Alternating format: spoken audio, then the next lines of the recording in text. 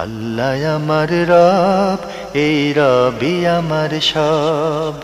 দামে দামে তন মনে তারি অনুভব।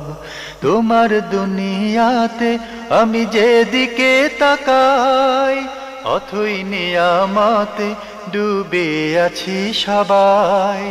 পাক পাখালির গানে শুনি তসবিহ কলরব, তসবিহ কলরব। আল্লাহ আমার রব, এই রবি। আসসালামু আলাইকুম ওয়া রাহমাতুল্লাহি ওয়া বারাকাতুহু। দেশের এবং প্রবাসের সম্মানিত দর্শক, অনেক অনেক প্রীতি এবং শুভেচ্ছা জানিয়ে শুরু করছি লাভ এলো নিবেদিত আপনার জিজ্ঞাসা অনুষ্ঠান। আজ আপনাদের সাথে আছি আমি শরীফ বাইজিদ মাহমুদ, আর আপনাদের প্রশ্নের উত্তর দেওয়ার জন্য আমাদের সঙ্গে রয়েছেন প্রখ্যাত আলেমেদিন ডক্টর মোহাম্মদ সাইফুল্লাহ। আসসালামু আলাইকুম ওয়া রাহমাতুল্লাহি ওয়া বারাকাতুহু। আজকে প্রথম যে মেইলটি পাঠিয়েছেন, এই মেইলটি মোস্তাক আহমেদ নরসিংদী থেকে, আমাদের নিয়মিত দর্শক। আপনি লিখেছেন যে আপনি নিয়মিত দর্শক, আমাদের ভালো লাগছে যে আপনি নিয়মিত আমাদের অনুষ্ঠান দেখেন, ধন্যবাদ আপনাকে। প্রশ্ন করেছেন, কাফির আর মুশরিকের মধ্যে কোনো পার্থক্য আছে কি? ধন্যবাদ, খুবই একাডেমিক একটি প্রশ্ন করেছেন। কাফির এবং মুশরিক দুইয়ের মধ্যে কিছু পার্থক্য আছে, কিন্তু মানে নীতিগত দিক থেকে অথবা রেজাল্টের দিক থেকে, পরিণতির দিক থেকে দুজনেই সমান। কাফির যে ব্যক্তি, সে ব্যক্তি চিরস্থায়ী জাহান্নামী, আর মুশরিক যে ব্যক্তি, সেও চিরস্থায়ী জাহান্নামী। কিন্তু কাফির যে রয়েছে, মানে সে হচ্ছে কমন। কাফের শব্দটি সবাইকে অন্তর্ভুক্ত করে, সবাইকে অন্তর্ভুক্ত করবে। যেখানেই কুফরি পাওয়া যাবে, মানে ঈমানের পরিপন্থী যতগুলো বিষয় রয়েছে, এই বিষয় যেখানেই আসবে সেখানেই কুফরি। জি। সুতরাং এই অর্থে সমস্ত লোকই কাফের, সমস্ত লোকই যারা ঈমানের পরিপন্থী কাজ করবে সবাই কাফের। বাকি মুশরিক হচ্ছে ওই ব্যক্তি যে ব্যক্তি শিরকে লিপ্ত হয়েছে। শিরক হচ্ছে কুফরির একটা পর্যায়, একটা দিক। আল্লাহ রাব্বুল আলামিনের তাওহীদের সাথে অন্য কাউকে যে অংশীদার সাব্যস্ত করবে, সে হচ্ছে শিরক, সে হচ্ছে মুশরিক। সুতরাং যে তাওহীদকে মানে নষ্ট করে আল্লাহ রাব্বুল আলামিনের একত্বের সাথে আল্লাহ রাব্বুল আলামিনের সমকক্ষ অথবা অংশীদার অথবা আল্লাহ রাব্বুল আলামিনের সমপর্যায়ের কেউ অথবা আল্লাহ তাআলার ইবাদতকে অন্য কাউকে যে ব্যক্তি দেবে, সে হচ্ছে মুশরিক। তাহলে কুল্লু মুশরিক কাফের, মানে প্রত্যেক মুশরিক ব্যক্তি কাফের, কিন্তু প্রত্যেক কাফের মুশরিক নয়। প্রত্যেক, কারণ কুফরি শিরক ছাড়াও অন্যগুলো কি রয়েছে, কুফরির মধ্যে রয়েছে। এদিক থেকে কুফরিটা হচ্ছে আম, মানে ব্যাপক, আর শিরকটা হচ্ছে সুনির্দিষ্ট কাজ, যেটা আল্লাহ রাব্বুল আলামিনের হকের সাথে পার্টনারশিপ সাব্যস্ত করা। জি জি, ধন্যবাদ। উনি দ্বিতীয় প্রশ্ন করেছেন যে পবিত্র কোরআনের 12 নম্বর সূরা ইউসুফের 106 নম্বর আয়াতের কেউ কেউ এভাবে ব্যাখ্যা করেন, অনেক মানুষ আল্লাহর উপর ঈমান আনয়নের পর শিরক করে। আবার কেউ বলে অনেক মানুষ আল্লাহর উপর ঈমান আনয়নের পর কুফরি করে। কেউ বলে অনেক মানুষ আল্লাহর উপর ঈমান আনয়নের পর মুশরিক। কেউ বলে অনেক মানুষ আল্লাহর উপর ঈমান আনয়নের পর কাফির, পরও ঈমান আনয়নের পরও কাফির। এখন এক কথায় ব্যাখ্যা করতে চাইলে কি বলা যায়? এক কথায় সেখানে আয়াতের মধ্যে রয়েছে মুশরিক, শিরক কথা, ওমা ইউমিনু আকসারুহুম বিল্লাহি ইল্লা হুম মুশরিকুন। সুতরাং নিজের মন মতো ব্যাখ্যা করলে চলবে না, এখানে শিরকের কথা বলা হয়েছে। শিরক সুনির্দিষ্ট একটি বিষয়। দেখা যায় যে অনেকে ঈমানের দাবি করলেও সে মুশরিক হতে পারে, যদি আল্লাহ রাব্বুল আলামিনের সাথে অংশীদার সাব্যস্ত করে অথবা আল্লাহ তাআলার ইবাদতের ক্ষেত্রে মানে অন্য কাউকে পার্টনার হিসেবে মনে করে অথবা আল্লাহ রাব্বুল আলামিনের সমকক্ষ কোনো কিছুকে সাব্যস্ত করে, তাহলে সে ব্যক্তি মুশরিক। জি, ধন্যবাদ। সুতরাং এখানে কুফুর মুশরিক কোনো সন্দেহ নেই, কুল্লু মুশরিকিন কাফির। আমরা বলেছি যে শিরক মানে মুশরিক এর মধ্যে কুফর রয়েছে, কোনো সন্দেহ নেই। জি জি জি। আপনি সবশেষ প্রশ্ন করেছেন, কোনো কাফের দম্পতি যদি ইসলাম ধর্ম গ্রহণ করে, তাহলে কি তাদের নতুন করে বিয়ে করতে হবে? না, নতুন করে বিয়ে করতে হবে না, নতুন করে বিয়ে করতে হবে না। জি, যদি দুজন স্বামী স্ত্রী দুজন ইসলাম গ্রহণ করে থাকে, তাহলে নতুন করে আর বিয়ে করতে হবে না। জি, ধন্যবাদ ভাই। আগামীতে আশা করছি আপনি লিখবেন। এরপরে ইফতেখার হোসাইন মেইল পাঠিয়েছেন। আপনার একটি প্রশ্নের উত্তর আমরা ইতিপূর্বের উত্তর দিয়েছি। আপনি দ্বিতীয় প্রশ্ন করেছেন, আমার জীবনে মাঝে মাঝে এমনও হয়েছে যে কারোর উপর অনেক রাগ হয়েছে এবং মনে মনে এমনভাবে গালিগালাজ করে থাকি যে আমার জিহ্বা ঠোঁট কিছুই নড়ে না মনে মনে। আর কেউ বুঝতেও পারে না যে আমি তাদেরকে গালিগালাজ করছি। পরে আমার রাগ শান্ত হলে আমি আল্লাহর কাছে ক্ষমা চাই। এই ক্ষেত্রে কি করতে পারি আমি এ ধরনের পাপ থেকে বেঁচে থাকার জন্য? আপনার জন্য রাসূলুল্লাহ সাল্লাল্লাহু আলাইহি ওয়াসাল্লাম সেই ওসিয়ত কার্যকর হবে, যেখানে রাসূলুল্লাহ সাল্লাল্লাহু আলাইহি ওয়াসাল্লাম বলেছেন যে লা তাগদাব লা তাগদাব লা তাগদাব, রাগ করো না, রাগ করো না। রাগ থেকে নিজেকে দূরে রাখার জন্য চেষ্টা করবেন। যেই সমস্ত মানে কাজের মাধ্যমে রাগ থেকে একজন ব্যক্তি নিজেকে বিরত রাখতে পারে সেই কাজগুলো আপনি করবেন। যখনই রাগ আসবে তখনই আপনি রাগের স্থান ত্যাগ করবেন, রাগ থেকে দূরে সরার চেষ্টা করবেন। রাগ আসলে তখনই আউযু বিল্লাহি মিনাশ শাইতানির রাজিম এটা বেশি বেশি করে পড়বেন, আওয়াজ করে পড়বেন। রাগ আসলে আপনি মানে গিয়ে উজু করে মানে নিজেকে একটু শান্ত করার জন্য চেষ্টা করবেন। তাহলে আপনি দেখবেন যে আপনার রাগ থেকে বাঁচতে পারবেন, আপনি এই ধরনের অপরাধ থেকে নিজেকে রক্ষা করতে পারবেন। জি, চমৎকার আর পরামর্শ। 2 নম্বর হচ্ছে আপনি একটু তওবা করবেন নিয়মিত। যখনই এই ধরনের অবস্থা তৈরি হবে তখন আল্লাহ তাআলার কাছে ক্ষমা প্রার্থনা করবেন, কারণ এই ধরনের অবস্থা মানুষের মেজাজের ভারসাম্য নষ্ট করে এবং ব্যক্তিগতভাবে লোককে ক্ষতিগ্রস্ত করে। মানে অন্যকে কি ক্ষতিগ্রস্ত করলো তার চেয়ে ব্যক্তিগতভাবে ওই লোকটাকে ক্ষতিগ্রস্ত করে। এই জন্য আপনি আল্লাহ তাআলার কাছে ক্ষমা প্রার্থনা করবেন এবং দোয়া করবেন যেন আল্লাহ সুবহানাহু ওয়া তাআলা আপনার মানসিক এই অবস্থাটা যেন সৃষ্টি না করে। আর যেই পরিবেশে আপনার এই ধরনের অবস্থা তৈরি হয় সেই পরিবেশ এড়িয়ে চলার জন্য চেষ্টা করবেন, তাহলে দেখবেন যে আপনি বেঁচে যাবেন ইনশাআল্লাহ। জি, আপনি আরও প্রশ্ন করেছেন যে আমি ইসলাম কিউএ থেকে পড়ে জানলাম যে 4 রাকাত বিশিষ্ট নফল বা সুন্নত সালাত 2 করে পড়তে হয় ইবনে ওমর রাদিয়াল্লাহু তাআলা আনহুর হাদিসের মাধ্যমে। তাহলে কি আমি জোহরের ফরজের আগে ও পরের 4 রাকাত সালাতে জুমার ফরজের পরে 4 রাকাত সুন্নত 1 তাসলিমে না পড়ে 2 তাসলিমে পড়ব? এ বিষয়ে আমি অনেক কনফিউজড, যদি দয়া করে বলতেন। কনফিউশনে কিছুই নেই। হ্যাঁ, সুন্নত নামাজগুলো 2 করে পড়াই হচ্ছে সুন্নাহ, মানে এটাই উত্তম। যদি কেউ 4 রাকাত পড়েন তিনি পড়তে পারেন, কিন্তু 2 করে পড়াই হচ্ছে সুন্নাহ, যেহেতু এই মর্মে হাদিস রয়েছে। সরাসরি যেখানে হাদিস আছে সেখানে আর কনফিউশনের কিছুই নেই। রাইট, 2 রাকাত করে পড়বেন, এটাই হাদিস দ্বারা প্রমাণিত।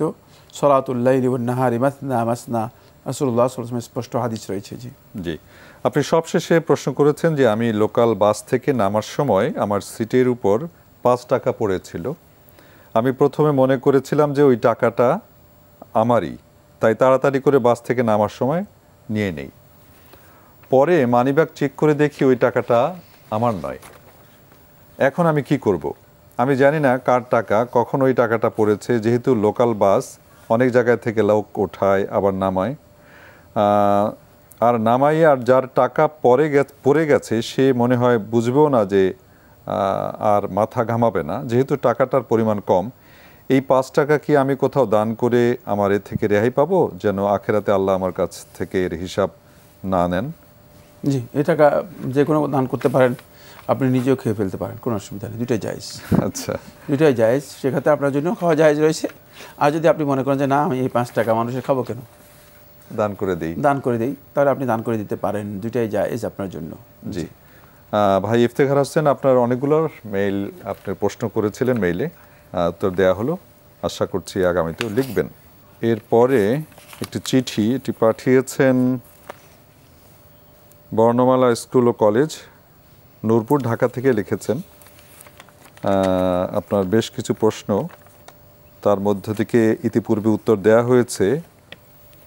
একটি প্রশ্ন আপনি করেছেন, আমলের বিনিময়ে জান্নাত নয়, জান্নাত আল্লাহর অনুগ্রহ, এতটুকু আমরা বুঝছি। তাহলে কিছু মানুষ জীবনের একটা পর্যায়ে এসে সাধ্যমতো ইসলাম মানে, এটা তারা করে, এটা কিসের লক্ষণ? সাধ্যমতো ইসলাম করে, কিছু মানুষ সাধ্যমতো করে, যেটুকু করা সহজ উনি বোঝাতে চাচ্ছেন। কথা স্পষ্ট হয়নি, যাই হোক, মানে আপনি যেটা বুঝতে পেরেছেন সেটা হচ্ছে মানে সে সাধ্যমতো কিছু ইসলাম পালন করে না। ইসলামের বিধান পরিপূর্ণরূপে সে পালন করতে হবে। ইসলাম এর বিধান যিনি লঙ্ঘন করবেন তিনি জান্নাত পাবেন না। জি, অনুগ্রহ তিনি পাবেন না। অনুগ্রহ পাওয়ার আগে অনুগ্রহের উপযুক্ত হতে হবে। জি, অনুগ্রহের উপযুক্ততা হচ্ছে মূলত এই আমলগুলো, মানে এই জন্য আমলগুলো জাযাআম বিমা কানু ইয়ামালুন। আল্লাহ সুবহানাহু ওয়া তাআলা কোরআনে কারীমের মধ্যে বলেছেন জাযাআম, পুরস্কার হিসেবে দেওয়া হবে, বিমা কানু ইয়ামালুন, তারা যা করত, মানে তাদের এই আমলগুলো সেখানে তাদের ওই আল্লাহ তাআলার অনুগ্রহ পাওয়ার জন্য উপযুক্ততা দেবে। যদি আমল না থাকে তাহলে সে ব্যক্তি এই অনুগ্রহ পাওয়ার উপযুক্ত বিবেচিত হবে না। সুতরাং প্রশ্নই আসে না। সাধ্যমতো মানে নিজের মন মতো, খাহেশ মতো নিজের ইচ্ছা মতো দিন পালন করবে না, বরং ইসলাম পালন করতে হবে যেভাবে আল্লাহ সুবহানাহু ওয়া তাআলা পালন করতে বলেছেন, সেই প্রক্রিয়া সেই পদ্ধতি অনুসরণ করেই আপনাকে ইসলাম পালন করতে হবে। খামখেয়ালি করার কোনো সুযোগ নেই। এখানে কিছু মন চাইলেও পালন করলাম, আর কিছু মন চাইলেও ছেড়ে দিলাম, মানে মনের মতো, নিজের এখতিয়ার মতো, মানে সাধ্য মতো বলতে বোঝাচ্ছে খেয়াল খুশি মতো বা এখতিয়ার মতো না, বরং আল্লাহ তাআলার বিধানের পরিপূর্ণ আনুগত্য করতে। উদখুলু ফিস সিলমি কাফা, হে ইমানদারগণ তোমরা ইসলামের মধ্যে প্রবেশ করো পরিপূর্ণরূপে, পরিপূর্ণ। সুতরাং খাহেশ মতো নয়, ইচ্ছা মতো নয়, কতটুকু পালন করলেন আর কতটুকু বাদ দিলেন, কিছু অংশ মানলেন কিছু অংশ মানলেন না, কিছু অংশ বিশ্বাস করলেন কিছু অংশ কুফরি করলেন না, এটাকে ইসলাম বলা হয় না। এটা হচ্ছে আপনার মন গড়া ইসলাম। মন গড়া ইসলামের কোনো ভিত্তি নেই। আর আপনি হয়তো এই কথা বলেছেন যে আল্লাহ তাআলা অনুগ্রহের জান্নাতের বিষয়টি, এখানে এই সাথে কোনো সূত্র নেই। কারণ অনুগ্রহ আল্লাহ রাব্বুল আলামিনের তারাই লাভ করতে পারবে যারা আল্লাহ রাব্বুল আলামিনের আনুগত্য পালন করতে পেরেছে, যারা অনুগত বান্দা হয়েছে। অনুগত না হয় অনুগ্রহ পাওয়ার সুযোগ নেই, এটা জানতে হবে। জি, বর্ণমালা স্কুল এবং কলেজ, নূরপুর, ঢাকা থেকে আপনি লিখেছেন অনেকগুলো প্রশ্ন, ইতিপূর্বে উত্তর দেওয়া হয়েছে, একটু আগেও আপনার উত্তর দেওয়া হয়েছে। এখন আপনি যে প্রশ্নটা লিখেছেন যে আয়াতুল কুরসি ফরজ সালাতের পর পড়লে তার জান্নাতে যাওয়াতে মৃত্যু ছাড়া আর কোনো বাধা নেই, এ ধরনের আরও অনেক হাদিসে আছে। জাহান্নাম তাদের জন্য হারাম এবং এই আমল করলে জান্নাত পাওয়া যাবে ইত্যাদি। এখন প্রশ্ন হলো, আল্লাহর অনুগ্রহ তো জান্নাত, তাহলে এই আমলগুলোর সাথে কিভাবে সমন্বয় হলো, বিষয়টি বুঝিয়ে বলবেন। ধন্যবাদ আপনাকে, খুবই গুরুত্বপূর্ণ প্রশ্ন করেছেন।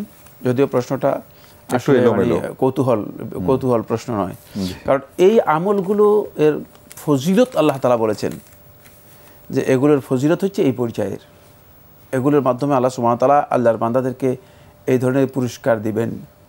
কিন্তু এই পুরস্কার যারা পাবে তারা আল্লাহ রাব্বুল আলামিনের অনুগত বান্দা হয়ে তারপরে পুরস্কার পাবে। জি, সুতরাং সেই অনুগ্রহ পুরস্কার ফজিলত ওই ব্যক্তিই তো পাবে যে ব্যক্তি সত্যিকার আল্লাহ তাআলার বান্দা হতে পেরেছে। শুধুমাত্র মানে নামাজ নেই, রোজা নেই, হজ নেই, জাকাত নেই, কিচ্ছু নেই, শুধুমাত্র আয়াতুল কুরসি একবার পড়লে সে জান্নাত পেয়ে যাবে, ব্যাপারটা এমন নাকি? না, এগুলোর পেছনে সবগুলো অন্য আমল নেই, পরিপূর্ণ আল্লাহর বান্দা হতে হবে। পরিপূর্ণ আল্লাহর বান্দা হলে তিনি মানে এই ফজিলতের উপযুক্ত হবেন, এই শ্রেষ্ঠত্বের উপযুক্ত হবেন।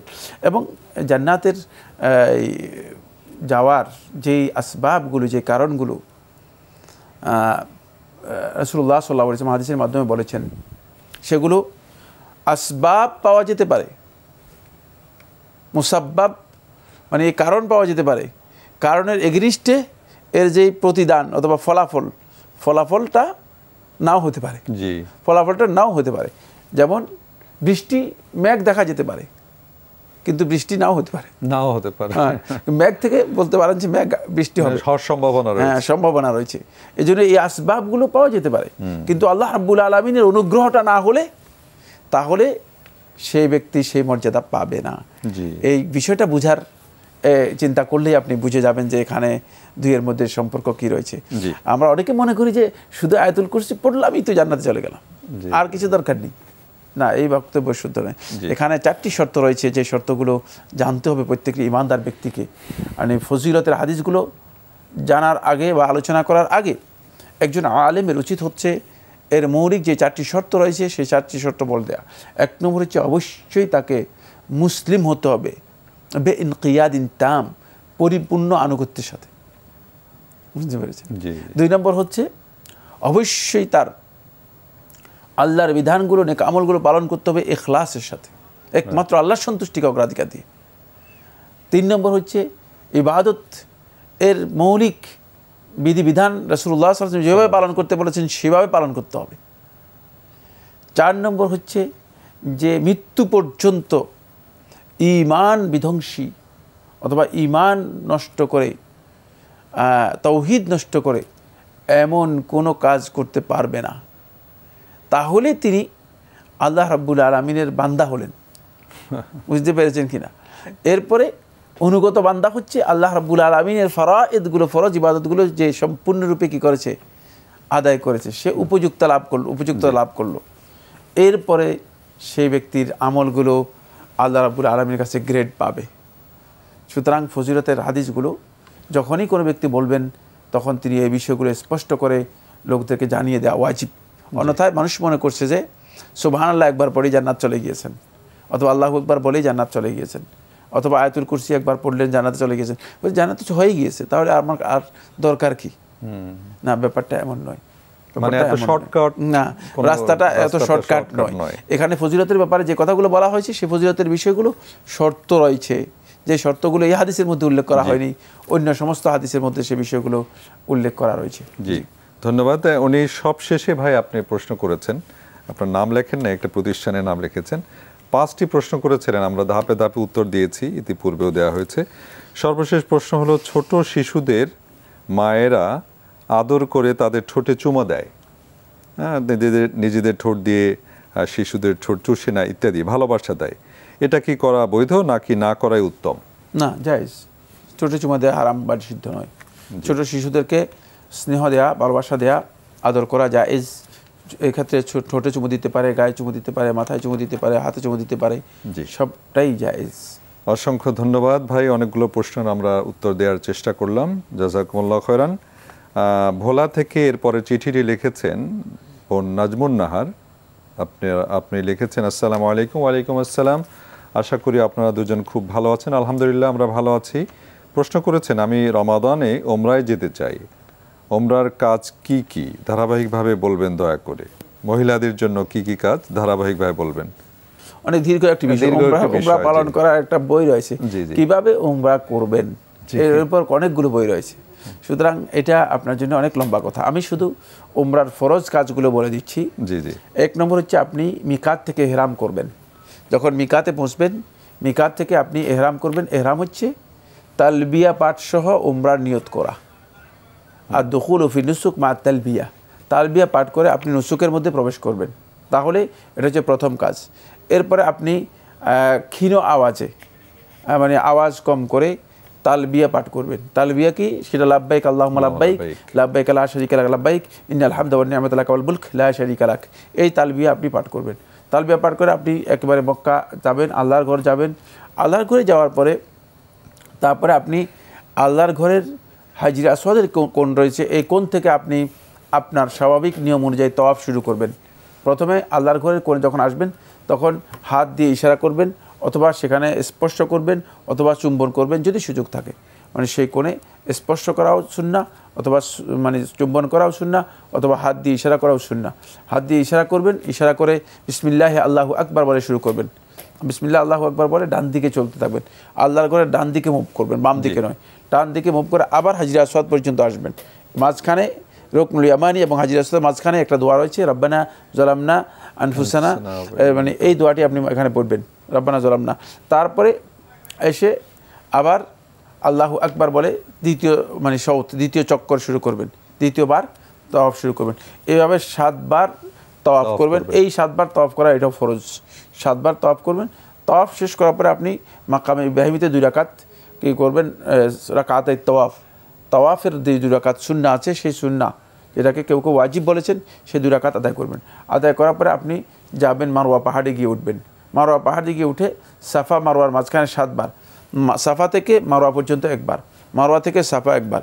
এভাবে শুরু হবে সাফা থেকে, শেষ হবে মারওয়াতে গিয়ে। এভাবে 7 চক্কর কী করবেন, মানে এই সাই করবেন, 7 চক্কর সাই করবেন।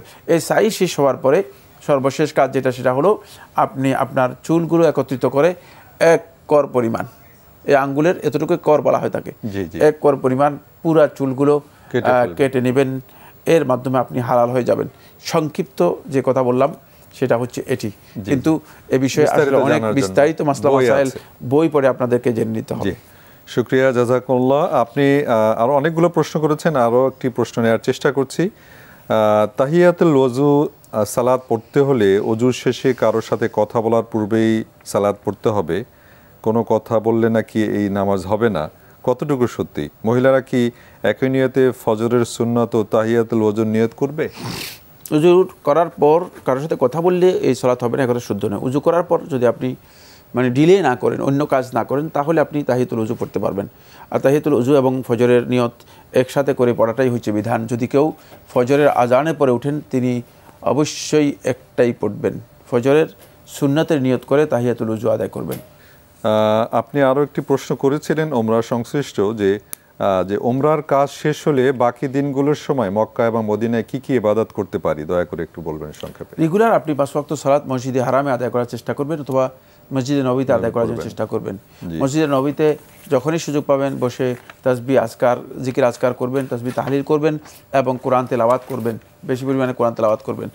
আর মসজিদে নবীতে এবং মসজিদে হারামে থাকলে যদি সম্ভব হয় নফল তওয়াফ করতে পারেন, 7 চক্কর নফল তওয়াফ করে তাওয়াফ শেষ হওয়ার পরে মাকামে ইব্রাহিমের পেছনে 2 রাকাত নামাজ পড়বেন, এটা নফল তওয়াফ করতে পারেন। আর মসজিদে নবীতে আপনি শুধুমাত্র একটাই কাজ, সেটা হলো আপনি নিয়মিত ফরজ সালাতগুলো জামাতে আদায় করবেন। আর যদি সুযোগ হয় তাহলে আপনি সুযোগ পেলে রাউদাতুম মিন রিয়াদিল জান্নাহ, জান্নাতের বাগানগুলোর একটি বাগান, জান্নাতের একটি বাগান মসজিদে নবীতে রয়েছে, সেটা হচ্ছে মা বাইনা বাইতি ওয়া মিম্বারি, আমার ঘর এবং মিম্বরের মাঝখানে এই জায়গাটুকু। রাসূলুল্লাহ সাল্লাল্লাহু আলাইহি ওয়াসাল্লাম সহিহ হাদিসের মধ্যে বলেছেন এই জায়গাটুকু হচ্ছে রাউদাতুম মিন রিয়াদিল জান্নাহ, রিয়াদুল জান্নাহ হিসেবে পরিচিত, মানে জান্নাতের একটি বাগান। সুতরাং এই বাগানে যদি সম্ভব হয় নফল নামাজ পড়তে পারেন যদি সুযোগ হয়। এগুলো বিষয়গুলো অবশ্যই নির্ভর করবে পরিস্থিতির উপর, মানুষের ভিড়ের উপর এবং কতটুকু সুযোগ আছে সুযোগ নাই এই অবস্থার উপর। জি, শুকরিয়া বোন নাজমুন নাহার। আপনার অনেকগুলো প্রশ্ন আরও আছে, ইনশাল্লাহ ভবিষ্যতে দেওয়ার চেষ্টা করব। আজকে আমাদের হাতে আর সময় নেই। আর শায়েখ অসংখ্য ধন্যবাদ, জাযাকুমুল্লাহ খায়রান, অনেকগুলো প্রশ্নের উত্তর দিয়েছেন দর্শকদের। আপনাকে অনেক অনেক ধন্যবাদ। আল্লাহ সুবহানাহু ওয়া তাআলা আপনাকে উত্তম প্রতিদান দান করুন। আমিন। দর্শক, আমাদের এই অনুষ্ঠান রবি থেকে বুধবার সম্প্রচারিত হয়ে থাকে। আপনারা চিঠি এবং ইমেল পাঠাতে পারেন আমাদের কাছে। চিঠি লেখার ঠিকানা বলছি, পরিচালক আপনার জিজ্ঞাসা, এনটিভি, বিএসসিসি ভবন, 102 কাজী নজরুল ইসলাম এভিনিউ, কারওয়ান বাজার, ঢাকা 1215। ইমেল করতে পারেন আপনার জিজ্ঞাসা @ntvbd.com। আপনারা আমাদের এই অনুষ্ঠান অনলাইনেও দেখতে পারেন, দেখতে ভিজিট করুন www.ntvbd.com। এছাড়া ইউটিউব ও ভেরিফাইড ফেসবুক পেজেও অনুষ্ঠান দেখতে পারেন। দর্শক, আজকের অনুষ্ঠানে অনেকগুলো প্রশ্নের উত্তর দিলেন শায়েখ। আসুন আমরা আল্লাহ রাব্বুল আলামিনকে এবং তার প্রেরিত বিধান ইসলামকে ভালোভাবে জানার চেষ্টা করি, কোরআন এবং হাদিস বেশি বেশি অধ্যয়ন করি। মহান আল্লাহ রাব্বুল আলামিন সেই তৌফিক আমাদের দান করুন। দেখা হবে ইনশাআল্লাহ আগামী কোনো অনুষ্ঠানে। সে পর্যন্ত আল্লাহ রাব্বুল আলামিন আপনাদের সবাইকে ভালো রাখুন, সুস্থ রাখুন নিরাপদে। আসসালামু আলাইকুম ওয়া রাহমাতুল্লাহি ওয়া বারাকাতুহু। আল্লাহ আমার রব, এই রবি আমার সব, দামে দামে তুন মনে তারি অনুভব। আল্লাহ আমার রব, এই রবি আমার সব।